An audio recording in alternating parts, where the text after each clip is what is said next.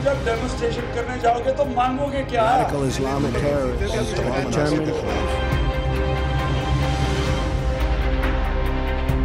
कलभूषण के मामले पर भारतीय वावेला बढ़ता जा रहा है। सख्त सवालात के खरे खरे जवाब। अब्दुल बासित नई दिल्ली में बैठकर पाकिस्तान का केस लड़ रहे हैं। उजैर बलोच का लियारी से गद्दारी तक का सफर। गैर मुल्की हाथों में खेलने वाला आखिरकार फौज के हाथ आ गया। मुल्क का गद्दार था लेकिन वफादार किसका था? बड़ी कड़ियां मिलने लगी हैं। पीपल्स पार्टी के लापता अफराद का कुछ पता नहीं। हुकूमत ने हाथ उठा लिए। पीपल्स पार्टी शोर मचा रही है।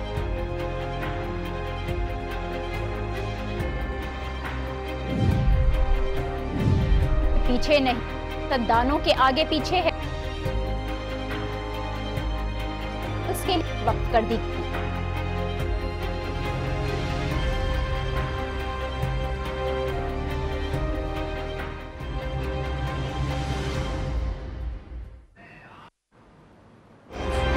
जब डेमोन्स्ट्रेशन करने जाओगे तो मांगोगे क्या?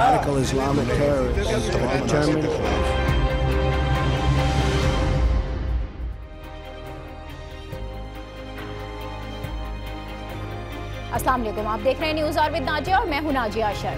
भारतीय खुफिया एजेंसी रॉ के एजेंट कुलभूषण यादव का मामला पिछले 2 दिन से ताज़ा ही है और भारत से इस पर शदीद रद्द-ए-अमल आ रहा है। अब से कुछ देर पहले भारतीय टीवी पर नई दिल्ली में पाकिस्तानी हाई कमिश्नर अब्दुल बासित का इंटरव्यू भी नशर किया गया, जिसमें उन्होंने सारे मामले का बड़े खुलकर सामना किया है। इंतहाई सख्त और तल्ख सवालात थे जिनका जवाब तहम्मुल और बुर्दबारी से दिया गया। वो क्या कह रहे थे, पहले ये सुनिए। Commander Yadav has been visiting Pakistan since 2003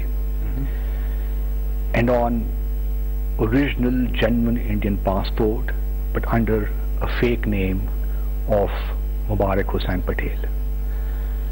So it is for you to let us know as to why he has been traveling under a fake name with original Indian passport. नई दिल्ली में पाकिस्तानी हाई कमिश्नर अब्दुल बासित को आपने सुना। इस मामले पर कल वजीर दिफा ख्वाजा आसिफ ने भी सेनेट में खिताब किया था और ये वाजे किया था कि दहशतगर्द अगर अंदर हो या फिर वो बाहर, हर हाल में अंजाम तक पहुंचाया जाएगा। इस ऐलान से पहले ही बाहर के दहशतगर्द यानी रॉ के जो ऑफिसर थे कुलभूषण यादव, उसको फांसी की सजा सुनाई गई और कल रात अंदर का दहशतगर्द और लियारी गैंग वॉर के सरगना उजैर बलोच को हसास मालूमात खुफिया एजेंसियों को फराहम करने के जुर्म में फौज ने अपनी तहवील में लिया। यह इस हफ्ते की दूसरी बड़ी सिग्निफिकेंट डेवलपमेंट है जिसका ऐलान DGISPR major general Asif Ghafoor ने ट्विटर पर किया। उन्होंने 2 ट्वीट्स जारी की हैं और पहला ट्वीट इसमें इस बात की तस्दीक की गई है कि उजैर बलोच को आर्मी एक्ट 1923 के तहत तहवील में लिया गया। दूसरे ट्वीट में यह बताया गया कि उजैर बलोच पर जासूसी यानी गैर मुल्की खुफिया एजेंसीज को हसास मालूमात की फराहमी का इल्जाम है। ये इल्जाम किस बुनियाद पर लगाया गया है, उजैर बलोच ने किस मुल्क की खुफिया एजेंसी को राज फराहम किया और इन हसास मालूमात तक उसको रसाई कैसे मिली, ये तफसीलात फिलहाल तो सामने नहीं आई हैं। अलबत्ता अगर पिछले साल मई में सामने आने वाली उजैर बलोच की JIT पर गौर करें तो उसमें वो ईरानी खुफिया एजेंसी से राब्तों का इंकशाफ कर चुका है, जिससे शुबा यही जाहिर किया जा रहा है कि शायद ईरानी एजेंसीज को मालूमात की फराहमी के इल्जाम में ही उजैर बलोच को हिरासत में लिया गया। इस JIT में उजैर बलोच ने एतराफ़ किया है कि 2013 में कराची ऑपरेशन के बाद वो ईरान फरार हो गया। वो चाबहार में मुकीम था जहां उसकी मुलाकात हाजी नासिर नामी एक शख्स से हुई जिसने उसे ईरानी शहरियत दिलाने की ऑफर की। उसके बाद उजैर की मुलाकात ईरानी एजेंसी के ऑफिसर से कराई गई जिसने शहरियत के बदले कराची की सिक्योरिटी और मुसल्लह अफवाज के अहदेदारान से मुतालिक जो मखसूस मालूमात थी वो तलब की। इसके बाद उजैर बलोच ने ईरानी एजेंसी को किस किस्म की मालूमात फराहम की, JIT में उसका तस्करा नहीं है। अलबत्ता उजैर बलोच को दिसंबर 2014 में जाली दस्तावेजात पर मस्कत से दुबई जाते हुए गिरफ्तार किया गया। फिर उसे कब वतन वापस लाया गया इस बारे में कुछ पता न चल सका, जिसके बाद जनवरी 2016 में उजैर बलोच की कराची से गिरफ्तारी जाहिर की गई। उसे सेंट्रल जेल में रखा गया। कई ऐसे मुकदमात थे जो उस पर बनाए गए, जिसमें से एक मुकदमे में पिछले ही हफ्ते उजैर बलोच को जमानत भी मिल चुकी थी। लेकिन अब फौजी तहवील के बाद ये केस भी फौजी अदालतों में ही चलाया जाएगा। खौफ, दहशत और बर्बरियत की अलामत। ये उजैर बलोच है कौन और ये क्या क्या करता रहा, ये रिपोर्ट देखिए, फिर इस पर मजीद बात होगी। उजैर बलोच लियारी का बदनाम जमाना गैंगस्टर। उजैर बलोच को किसका आशीर्वाद था? किससे दोस्तियां थीं, ये बात किसी से ढकी छुपी नहीं।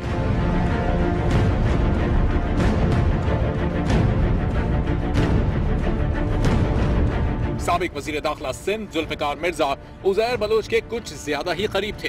तो अल्लाह ने मुझे इतनी हिम्मत और गुर्दा दिया है कि मैं ओन करता, जिस तरह मैं उजैर बलोच को आज भी अपना भाई ओन करता हूँ। उजैर बलोच की गिरफ्तारी के बाद कई लोगों ने उससे नजरें फेर लीं, लेकिन वो सब सिक्योरिटी इदारों की नजरों में है। उजैर बलोच से मुतालिक की रिपोर्ट आपने देखी। सालों तक लियारी में खौफ फैलाए रखा इस शख्स ने कत्लेआम किया। इस दौरान उसे किस किस की सरपरस्ती हासिल रही और अब क्या कानून के हाथ उन सरपरस्तों तक पहुंच सकेंगे, इसी पर हम बात करेंगे। साबिक वजीर दाखिला सिंध इरफानुल्लाह मरवत साहब ने हमें ज्वाइन किया है। बहुत शुक्रिया इरफानुल्लाह मरवत साहब आपका। आप वजीर दाखिला रहे हैं, सिंध के जो सिक्योरिटी और सियासी मामलात हैं उन में बहुत अहम रोल भी आपका रहा है, और उजैर बलोच से मुतालिक जो उसका सियासी असर रसूख है और उसका जो किरदार रहा है लियारी में, उससे इनकार नहीं किया जा सकता। वो कोई ढका छुपा नहीं था। अब मिलिट्री की तहवील में वो जा चुका है, मिलिट्री कोर्ट में उस पर मुकदमा चलेगा। कितना अहम आप ये मामला देखते हैं? बिस्मिल्लाहिर्रहमानिर्रहीम। पहली बात तो ये ही कि उजैर बलोच जो भी है, उजैर बलोच को बनाया गया है, और किसने बनाया है वो आपको भी पता है, मुझे भी पता है। वो टीवी पे आके उन्होंने खुद एतराफ़ किया था कि ये लियारी अमन कमेटी जो है ये हमारी ज़ैली तंजीम है। ये उस वक्त के वजीर दाखिला थे जुल्फिकार मिर्जा साहब। मैं समझता हूँ जी इस कराची शहर को दो तंजीमों ने असल माने में नुकसान पहुँचाया है। एक है मुत्तहिदा कौमी मूवमेंट और एक है ये जो लियारी अमन कमेटी, जो मुकाबले में इन लोगों ने इस कराची के शहर से बता लिया है। मुकाबला था, एक फैक्ट्री के पास पहली तारीख को आदमी पहुंचता था एक तंजीम का, दूसरा आदमी दूसरी तंजीम का 2 तारीख को पहुंचता था, और इसी तरीके से ये कत्लो गारत, इसी तरीके से ये बोरी बंद लाशें, इसी तरीके से ये लियारी नदी से लाशें। अब क्या क्या नहीं हुआ जी।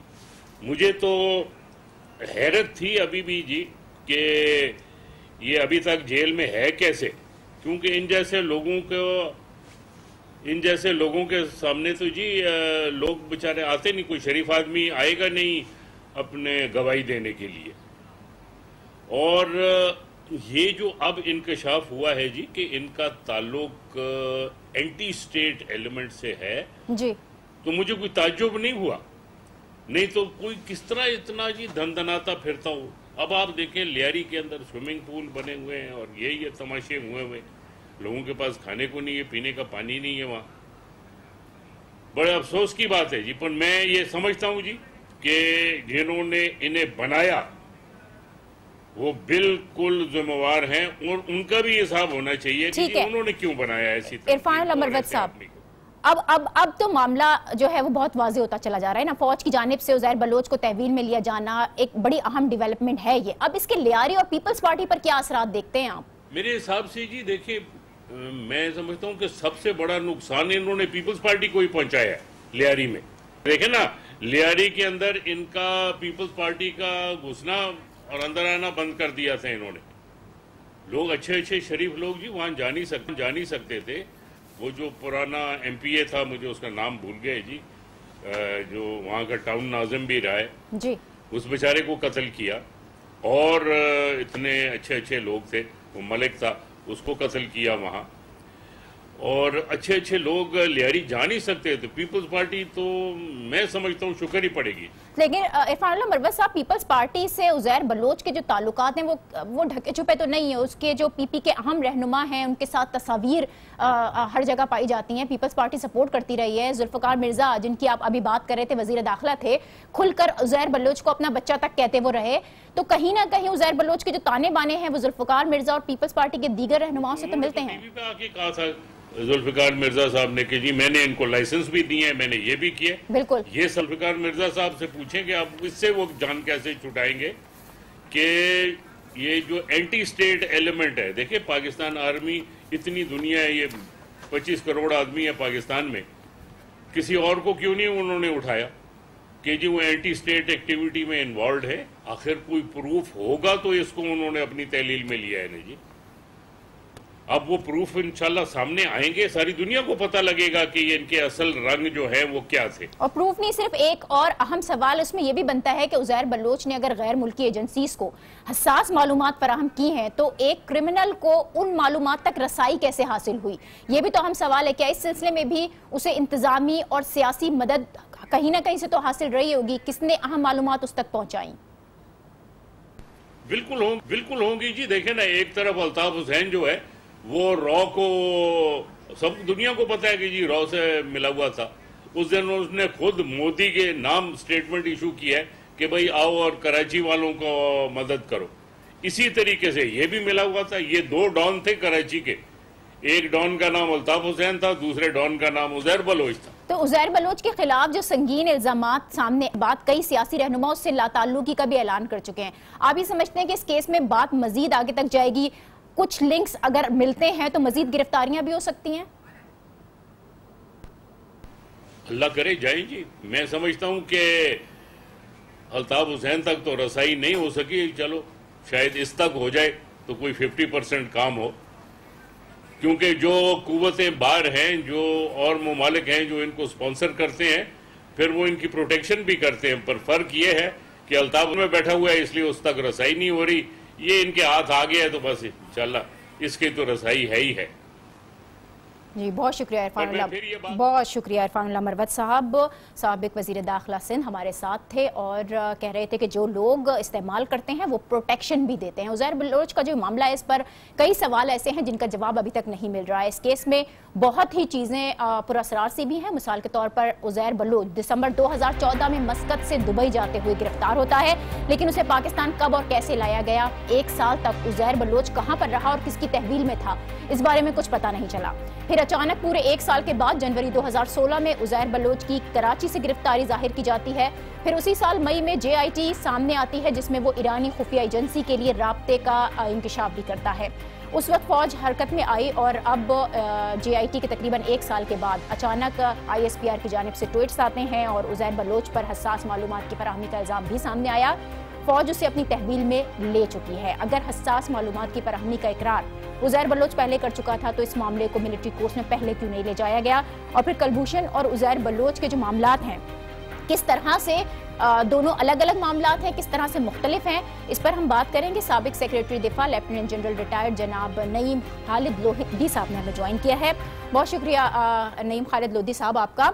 अब एक तो मामला सर कलभूषण का है, एक वो जासूस जिसका ताल्लुक किसी दूसरे मुल्क से है और दूसरा उज़ैर जो हमारे अपने मुल्क का शहरी है, लेकिन वो दूसरी स्टेट को फैसिलिटेट जरूर करता रहा है। बहुत गहरा ताल्लुक बनता है इन दोनों के दरमियान। कितना अहम और संगीन मामला समझते हैं आप इसे? जी पहले तो जैसे मैं कह रहा था कि बात यह है कि कलभूषण यादव जो हैं वो कितने अहम हैं वो इस बात से वाज़े हो गया बिल्कुल, जो हिंदुस्तान ने रिएक्शन शो किया है जब उसको सज़ा दी गई है। इससे पहले वो नज़रअंदाज करने की कोशिश कर रहे थे और अपने आप को इससे अलहदा रखने की कोशिश कर रहे थे, लेकिन जो ही ये सज़ा हुई है उसके बाद आपने देखा कि क्या वावेला मचा है हर सतह पर। मीडिया को तो छोड़ दें, मीडिया तो हर चीज़ को उठा लेते हैं। हुकूमत की तरफ से जो रिएक्शन आया है, उनके फॉरेन मिनिस्टर ने जो बात की है, उनके डिफेंस मिनिस्टर ने जो बात की है, तो बिल्कुल क्लियर है। असल में यादव जो है वो आम जासूस नहीं था, है वो तो एक बहुत बड़े नेटवर्क का सरगना है और उसको आप हिंदुस्तान का एजेंट ना कहें बल्कि आप ये कहें वो रॉ का एक ऑफिसर है। इसमें बड़ा फ़र्क होता है। एजेंट तो देखें ना, जैसे किसी और का आपने अभी हवाला दिया, वो एजेंट हो सकते हैं, किसी और मुल्क का बंदा एजेंट हो सकता है, उसी मुल्क का जिस मुल्क में वो कहाँ कार्रवाई करना चाहते हैं वो एजेंट हो सकता है।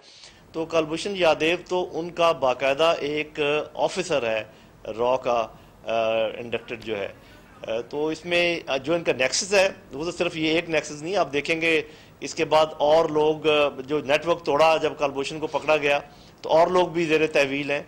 आप देखेंगे कि उनको भी सजाएं होंगी और ये पूरा नेटवर्क बर्स्ट हुआ है और जो लोग अंदर से उनकी मदद करते रहे हैं वो भी ऐसा ऐसा सामने आते जाएंगे।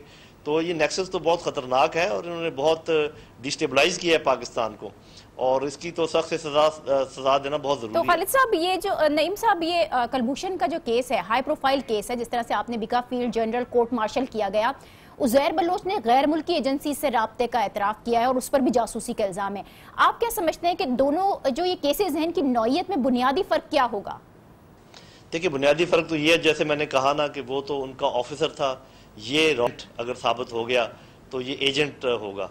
और ये चीज़ मौजूद है मिलिट्री लॉ में कि अगर कोई मुल्क के ख़िलाफ़ जासूसी करे या कोई इस किस्म की कार्रवाई करे जिससे स्टेट डिस्टेबलाइज हो, तो उसका भी फील्ड जनरल कोर्ट मार्शल हो सकता है अगर उसको फ़ौज की तहवील में दे दिया जाए। तो ये साफ ज़रा केस तो अलग अलग है, लेकिन इनकी जो प्रोसीजर्स हैं वो उस पर डिपेंड करेगा कि केस कहाँ पर चलता है। पहले इंक्वायरी होती है, उसके बाद समरी ऑफ एविडेंस बनती है, उसके बाद कोर्ट की प्रोसीडिंग्स होती हैं जो फील्ड जनरल कोर्ट मार्शल में भी हो सकती हैं, एंटी टेररिस्ट कोर्ट में भी हो सकती हैं, और उसके बाद जो है ना फिर सज़ा सुनाई जाती है, और फिर आपको पता है कि आगे मुख्तलिफ मराहिल हैं जो दोनों के लिए तकरीबन एक जैसे होंगे। ये तो कानूनी मराहिल है ना जिसको तय किया जाएगा। अब उजैर बलोच एक अरसे से रेंजर्स की तहवील में है।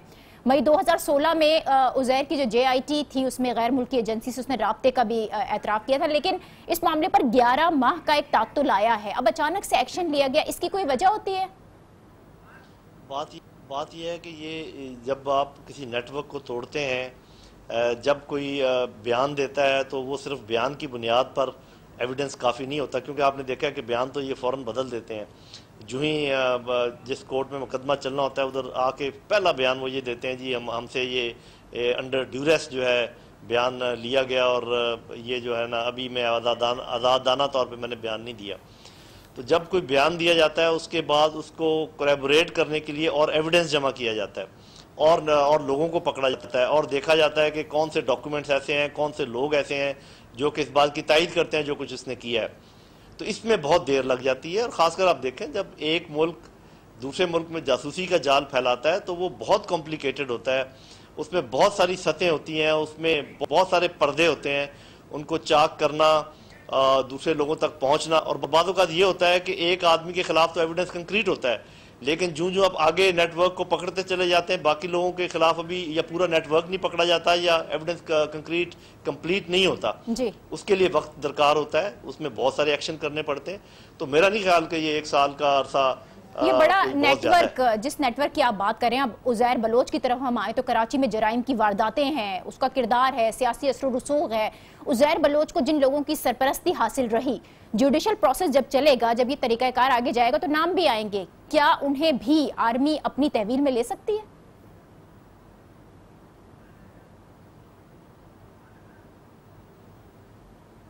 उसमें ये है ना जी कि सरपरस्ती जब किसी के सामने आती है तो ये देखना पड़ेगा कि वो जो सरपरस्त या हैं वो क्या इस चीज़ से वाकिफ़ थे कि उज़ैर बलोच और क्या काम कर रहा है। अगर तो वो उससे कोई अपना ज़ाती फ़ायदा उठा रहे थे या कोई इस किस्म का फ़ायदा उठा रहे थे कि जिसकी सज़ा ऐसी नहीं बनती, या वो इस ज़ुमरे में नहीं आते जहाँ पर कि ये कहा जाए कि वो मुल्क के ख़िलाफ़ कोई बगावत का काम कर रहे थे या मुल्क के ख़िलाफ़ कोई जासूसी के काम में मुलव्वस थे, फिर तो सिर्फ इनके कनेक्शन की वजह से या सिर्फ उनकी सरपरस्ती की वजह से ये काम नहीं किया जा सकता जो आप जिस तरफ इशारा कर रही हैं। लेकिन हाँ, अगर ये साबित हो जाए कि उज़ैर बलोच स्टेट ऑफ पाकिस्तान के ख़िलाफ़ जो काम कर रहा था उसमें भी कुछ लोग सरपरस्त थे, तो चाहे वो जिस सतह पर भी हो, चाहे वो कोई जर्नल हो, कोई वकील हो, चाहे वो कोई जज हो और चाहे वो कोई सियासतदान हो, वो जो भी हो, अगर ये साबित हो जाए कि वो मुल्क के मफाद के खिलाफ काम कर रहा था और तमाम शवाहिद सामने आ जाएं तो उसे पकड़ा जा सकता है, उसका फील्ड जनरल कोर्ट मार्शल किया जा सकता है, उसको फौज की तहवील में दिया जा सकता है, चाहे उसका ताल्लुक किसी भी सतह के किसी भी उससे इंस्टीट्यूशन से हो। बहुत शुक्रिया नईम खालिद लोधी साहब, साबिक सेक्रेटरी दिफा हमारे साथ थे और इजहार ख्याल कर रहे थे। उज़ैर बलोच का मामला और कुलभूषण का मामला दोनों ही हसास मामलात हैं और दोनों से ही बखूबी निपटा जा रहा है। हम एक ब्रेक लेते हैं और इस ब्रेक के बाद बात करेंगे पीपल्स पार्टी के लापता लोगों की, जिस पर आज ऐवान में बड़ा शोर रहा। देखते रहिए news hour with Nazia. Welcome back. Peoples Party चीख रही है, शोर मचा रही है कि उसके लोग उठाए जा रहे हैं, लापता हैं। एक हफ्ते में साबिक सदर आसिफ अली जरदारी के 3 करीबी साथी लापता हो चुके हैं। नवाब लगारी, अशफाक लगारी और गुलाम कादिर मरी, ये वो अफराद हैं जो कि लापता हैं। इनका तमाम तर इल्जाम पीपल्स पार्टी वफाकी हुकूमत पर लगा रही है, अपने लोगों की बाजियाबी का मुतालबा कर रही है। इतवार को पीपल्स पार्टी ने इस मामले पर धुआंधार प्रेस कॉन्फ्रेंस की थी और आज वो ये मामला ऐवान में ले आई, जिसके बाद पहली बार इस मामले पर हुकूमती मौक़िफ़ सामने आया है। वज़ीर मुमलिकत बराए दाखिला बलीगुर रहमान बोले हैं, वो क्या कह रहे थे ये भी सुनिए। बलीगुर रहमान को आपने सुना, हुकूमत तीनों अफराद के लापता होने से मुताल्लिक लाताल्लुकी इख्तियार कर रही है, लेकिन पीपल्स पार्टी हुकूमती मौक़िफ़ से मुतमईन दिखाई नहीं देती। इसलिए इस बयान के बाद पीपल्स पार्टी आज सेनेट से वॉकआउट कर गई। पीपल्स पार्टी रहनुमाओं को तो कुछ देर के बाद मनाकर ऐवान में वापस लेकर आए, लेकिन पीपल्स पार्टी के लोगों को ढूंढने में वो अब भी बेबस नजर आ रहे हैं। इसी पर हम बात करेंगे। नुमाइंदा आज न्यूज़ अली फरकान हमारे साथ हैं। अली, आप वहां पर मौजूद थे। लापता अफराद का जो मामला है, आज सेनेट में पीपल्स पार्टी ने शोर मचाया, वॉकआउट भी किया। क्या हुकूमत की जानिब से इस बारे में कोई ऐसी यकीन दहानी कराई गई है कि जो पीपल्स पार्टी को मुतमईन कर सके? जी बिल्कुल, एहतजाज की बाज़गश्त तो जो है वो गुज़श्ता कुछ दिनों से सुनाई दे रही थी। सिंध से असम्बली से इसकी आवाज़ उठी और सेनेट में गुज़श्ता रोज़ भी इसके ऊपर बात हुई। आज कौमी असम्बली में कायदे हिज़्ब इख्तिलाफ ने इसके ऊपर आवाज़ उठाई। हुकूमत का जो मौक़िफ़ जो जवाब दिया गया उससे मुस्तरद किया पीपल्स पार्टी ने और ये कहा कि कायदे हिज़्ब इख्तिलाफ ने ये डेडलाइन दी है कि कल तक जो है अगर इस हवाले से नहीं बताया जाता उन लापता अफराद के हवाले से जो कि साबिक सदर आसिफ जरदारी के करीबी दोस्तों में शुमार किए जाते हैं, तो एहतजाज जो है वो जारी रखा जाएगा। आज पीपल्स पार्टी ने ऐवान का से वॉकआउट किया और उस हवाले से जो है ये बातचीत जो कायदे हिज़्ब इख्तिलाफ ने वाज़े तौर पे ये की कि अगर उनकी जो मौक़िफ़ है उसको वो तस्लीम नहीं करते, चूँकि हुकूमत की ये ज़िम्मेदारी है और हुकूमत इससे जो है वो नज़रें नहीं चुरा सकती। उन्होंने वाज़े तौर पर ज़िम्मेदार ठहराया वफाकी हुकूमत को और ये कहा कि अभी कुछ ही पहले 23वीं आइनी तरमीम में ये शर्त जो है वो पीपल्स पार्टी ने आइन में शामिल कराई थी। इस तरमीम को शामिल कराया था कि 24 घंटे में किसी भी शख्स को प्रोड्यूस करना होगा, उसे सामने लाना होगा, अदालत में पेश करना होगा। और अभी कुछ ही दिन गुजरे हैं इस तरमीम को, इसके बावजूद जो है वो 24 घंटे क्या कई दिन गुजर चुके हैं, उनके जो पार्टी रहनुमा है उनको सामने नहीं लाया जा सका, वो गुमशुदा हैं। तो इससे ऐसे लगता है कि हुकूमत और इदारे जो हैं वो आइन को अहमियत नहीं देना चाहते, आइन की सरासर इदारे आइन को अहमियत नहीं देना चाहते या इदारों को ये मालूम नहीं है पीपल्स पार्टी के अफराद को लापता करने में कौन मुलव्विस है। विफाक भी इससे बड़ा अनजान दिखाई दे रहा है। वज़ीर मुमलिकत बराए दाखिला लाइल्मी का इजहार कर चुके हैं, तो फिर किस तरह से इस मामले को उठाया जाएगा? पीपल्स पार्टी के पास कोई और दूसरी स्ट्रैटेजी है, कोई और दूसरा ऑप्शन है? जी बिल्कुल, आज जो पार्लिमानी रहनुमाओं का जो इजलास पार्लिमानी पार्टी का हुआ उसमें ये चीज़ भी बहस में आई कि जिस तरीके से साबिक वज़ीर-ए-आज़म यूसुफ रज़ा गिलानी के बेटे अगवा हुए थे और बाद में वो अफ़गानिस्तान से जो है वो बाजियाब हुए थे, तो ये बात भी उसमें ज़ेर बहस आई कि क्या इनके साथ भी ऐसा ही है। लेकिन इस चीज़ को पार्टी रहनुमाओं में ज़्यादा पजीराई नहीं मिल सकी। तीन मुख्तलिफ जगहों से 3 रहनुमाओं का उनका उठाया जाना एक ही हफ्ते के अंदर, ये काफ़ी तशवीशनाक बात है। और पीपल्स पार्टी हुकूमत को ही जिम्मेदार ठहराती है। वो समझती है कि ये एक सूबे के खिलाफ और पीपल्स पार्टी के खिलाफ इंतवाई जो है वो की जा रही है और इस हवाले से जो है वो ज्यादा उनका जो इनसार है, जो तनकीद का निशाना थे वो वफाकी वजीर दाखिला और वफाकी हुकूमत ही थे और वो चाहते हैं कि हुकूमत ही इदारों के जरिए जो है वो उनको सामने लाए। चूंकि सिंध हुकूमत जो है वो इस हवाले से बयान दे चुकी है कि वो जो लोग अगवा हुए हैं, गुमशुदा हुए हैं, उसमें सिंध हुकूमत का कोई अमल दखल नहीं है। तो अब जिम्मेदारी जो है वो वफाकी हुकूमत के जिम्मे में आती है। चूंकि वफाकी इदारे अगर किसी ने उनको उठाया है तो पीपल्स पार्टी ये समझती है कि वो भी हुकूमत की जिम्मेदारी है कि वो उनसे बातचीत करे। ठीक है, बहुत शुक्रिया अली फरकान, आज न्यूज़ के नुमाइंदा खुसूसी हमारे साथ थे। और पीपल्स पार्टी जो कि इस मामले में मजीद उलझती चली जा रही है, हुकूमत से एहतजाज तो कर रही है लेकिन हुकूमत की जानिब से कोई ऐसा जवाब नहीं आ रहा जो उसको मुतमईन कर सके। एक ब्रेक हम लेते हैं और इस ब्रेक के बाद बात होगी लाहौर पुलिस की, जिसकी आधी से ज्यादा नफरी VVIPs की जी हुजूरी करने पर मजबूर है। देखते रहिए news hour with Nazia.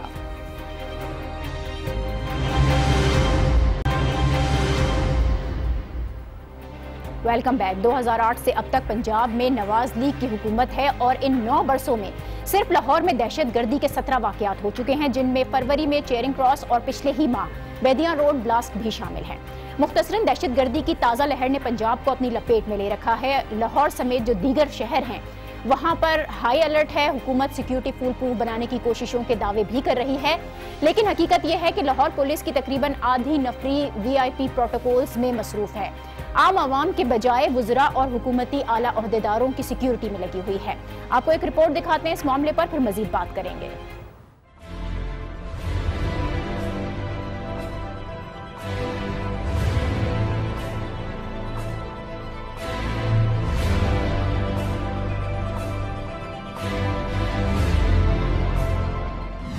Lahore की कुल आबादी 1 करोड़ के लगभग है, जिसके तहफ्फुज़ की जिम्मेदारी 26,300 पुलिस एहलकारों के कंधों पर है।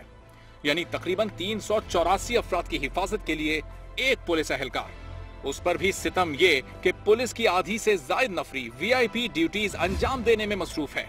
10,000 से जायद पुलिस एहलकार सियासतदानों, वज़रा, अरकान असेंबली, टॉप ऑफिशियल्स और फॉरेनर्स की सिक्योरिटी पर मुतय्यन हैं।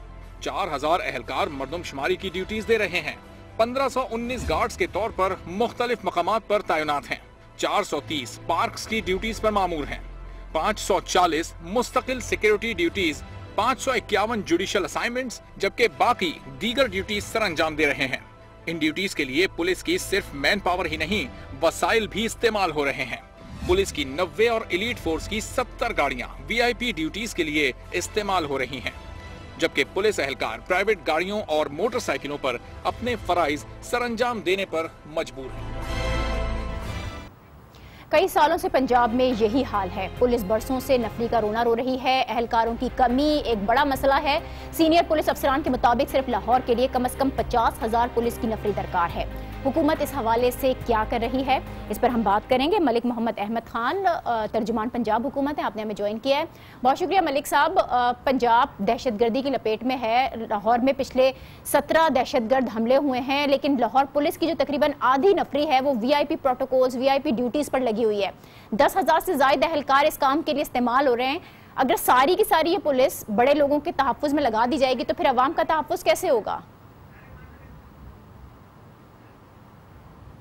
फिगर है कि VIP ड्यूटी को और सिक्योरिटी को आप दो अलग चीज़ों के तौर पर देख लें। एक तो जो VIP प्रोटोकॉल्स हैं वो डिफरेंट हैं और सिक्योरिटी ड्यूटी डिफरेंट है। और ये सिक्योरिटी ड्यूटी में जब आप हसास तनसीबात और हसास जो स्पेशल प्रेमिसेस डिक्लेयर कर दी जाती हैं तो इसमें मैक्सिमम डिप्लॉयमेंट उस ज़िमरे के अंदर चली जाती है। फॉर एग्जांपल जैसे सिविल सेक्रेटेरिएट है, जिस तरह से लाहौर हाई कोर्ट है, इसी तरह से और भी बेशुमार इस तरह की एग्जांपल्स आपको दी जा सकती हैं, जिस पे एक मेजर चंक ऑफ डिप्लॉयमेंट जिन जगहों पर को आपको ऐसा थ्रेट लेवल फील होता है कि जो इससे पहले टारगेट होते रहे हैं या जिनके ऊपर मोस्ट पब्लिक इंटरेक्शन होती है, तो बुनियादी तौर पर वो ड्यूटी जो है वो security duty for the premises and the personal जो वो वहां पर ड्यूटी परफॉर्म कर रहे होते हैं, तो ये उस जिम्रे के अंदर आती है। ठीक है मलिक साहब, तो ये जो वज़रा हैं, अरकान असेंबली हैं, दीगर आला ओहदेदारान हैं, इनकी सिक्योरिटी, इसमें कोई दो राय नहीं है। हम जिस किस्म के हालात में रह रहे हैं सिक्योरिटी सबको मिलनी चाहिए,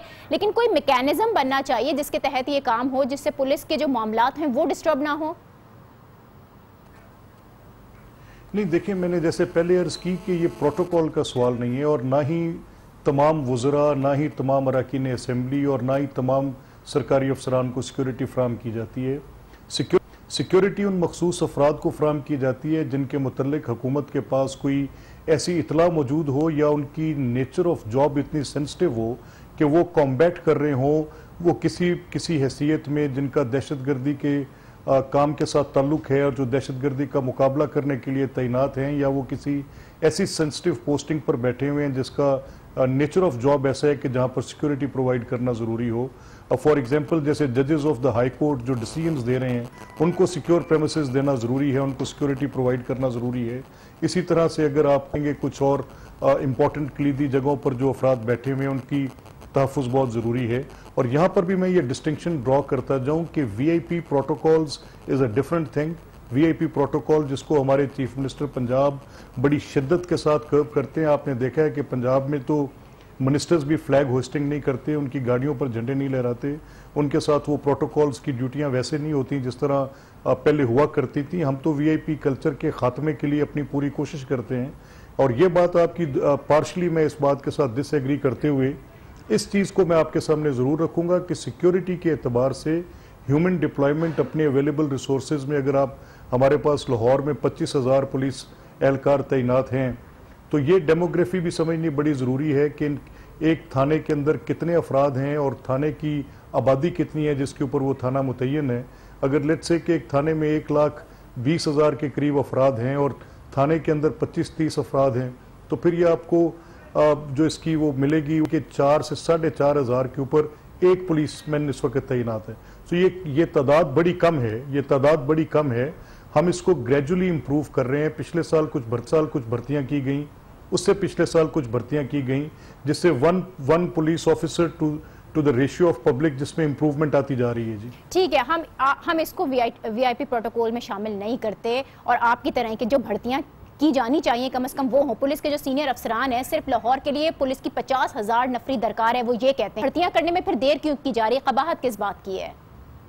नहीं, भर्तियां देर नहीं की जा रही। भर्तियों का प्रोसेस एक ग्रेजुअल प्रोसेस है। अब 50,000 एहलकार यकदम आप तैनात नहीं कर सकते, उसके लिए कुछ बजटरी रिस्ट्रेंट्स भी हैं, कुछ उसके अंदर प्रोसीजर्स भी इन्वॉल्व हैं।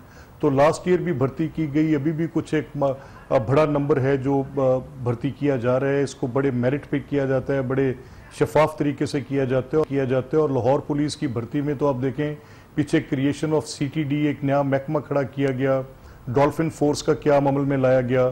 सर्वेलेंस के लिए डॉल्फिन से बेहतर मॉडल पूरी दुनिया में और कोई नहीं है।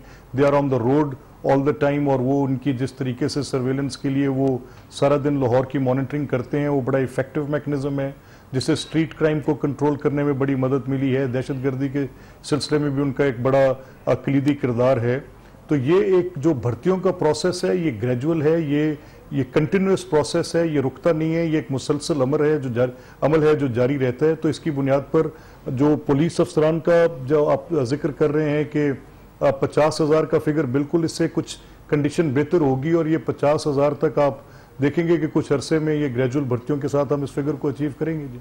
आपने बहुत सारे नए महकमों का भी जिक्र किया। आपने कहा कि कुछ मॉनिटरिंग के लिए, सर्विलेंस के लिए जिस तरह से कयाम किया गया कुछ महकमों का, क्या मुस्तकबिल करीब में सिक्योरिटी पर्पस के लिए कोई नई फोर्स बनाने का इरादा रखते हैं? नहीं, देखिए, वीआईपी प्रोटोकॉल का जो बेसिकली कल्चर है, ये डिमिनिशिंग कल्चर है, ये एक्सेप्टेबल नॉर्म नहीं है। ये आहिस्ता आहिस्ता, अगर ये सिक्योरिटी का वो रिजीम ना होता जो आज सिक्योरिटी के हालात हैं, तो आप शायद वीआईपी कल्चर और सिक्योरिटी को आपस में ओवरलैप भी ना कर रहे होते, और ये पब्लिक के अंदर एक एक्सेप्टेबल नॉर्म नहीं है। अब अगर किसी एक पॉलिटिकल पर्सन के साथ या किसी एक जुडिशरी के पर्सन के साथ को आपको कोई नजर आता है कि कुछ पुलिस के एहलकार तैनात हैं, तो उनका बुनियादी मकसद जो होता है वो उस फर्द को सिक्योर करना होता है। कतई तौर पर वो कोई ऐसा प्रोटोकॉल कल्चर नहीं है कि वो सिर्फ उसकी प्रोटोकॉल की हैसियत में उसके साथ फिर रहे होंगे। और आप ये मैं आपको बताऊं बड़े वाज़ेह अल्फाज में कि पंजाब में, जैसे मैंने पहले अर्ज की कि चीफ मिनिस्टर पंजाब तो इसको बड़ी शिद्दत के साथ इसे निगेट करते हैं, इस कल्चर को, वीआईपी कल्चर को। हमारे तो मिनिस्टर्स भी फ्लैग होस्टिंग अपनी कारों पर नहीं करते। कोई ऐसी प्रोटोकॉल्स की यहाँ पर लंबी चौड़ी डिटेल्स नहीं है। We know the sentiment of public. हमारा बिल्कुल इस चीज़ के अंदर पूरी रिजॉल्व है कि इस वीआईपी कल्चर का खात्मा होना चाहिए जी। ठीक है, बहुत शुक्रिया। मलिक मोहम्मद अहमद खान, तर्जुमान पंजाब हुकूमत, हमारे साथ थे, और पंजाब पुलिस से मुतालिक वो ये कह रहे थे कि वीआईपी प्रोटोकॉल को हम बिल्कुल नहीं मानते, इस किस्म के कल्चर को हम ख़त्म करना चाहते हैं, लेकिन जिस नफरी की ज़रूरत है 50,000 के करीब वो नफरी है, और उसके लिए ग्रेजुअली काफ़ी टाइम लग सकता है। आज की अहम स्टोरीज हमने कवर की।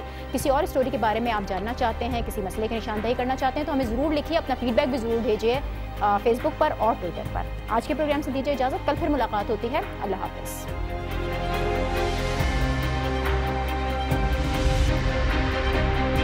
करनों पढ़ने के लिए हमारे पास वक्त नहीं है। तुम जब डेमोन्स्ट्रेशन करने जाओगे तो मांगोगे क्या? Radical Islamic terrorists, German